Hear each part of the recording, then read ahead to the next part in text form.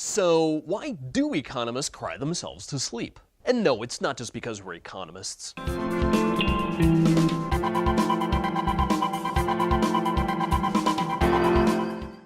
If I had to name the top two threats to my children's future well-being, I would have to say climate change and the growing federal debt.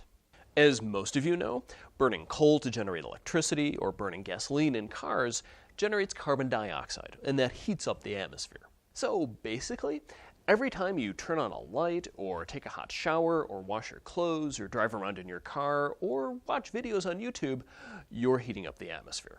So why is that bad? Well, a hotter atmosphere means more powerful storms, it means more frequent droughts in some places, and more frequent floods in other places. In the long run, rising sea levels could drown our coastal cities, the American Midwest could turn into a burning desert, and these guys, the phytoplankton in the ocean that generate most of our oxygen, they could die off. So that's bad.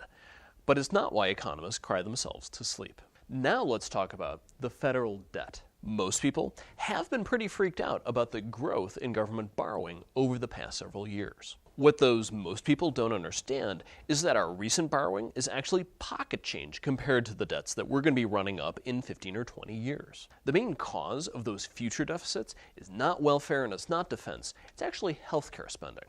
But that's a subject of a whole different video. When you add in the cost of paying interest on all of that debt, we could get into a totally unsustainable spiral of borrowing more money and having to pay higher interest costs, which means we have to borrow more money, which means we have to pay even more interest. That kind of vicious cycle would totally trash the economy, which would already be trashed by droughts and floods. But that's not even why economists cry themselves to sleep. There's actually one thing we could do that would solve both of these problems.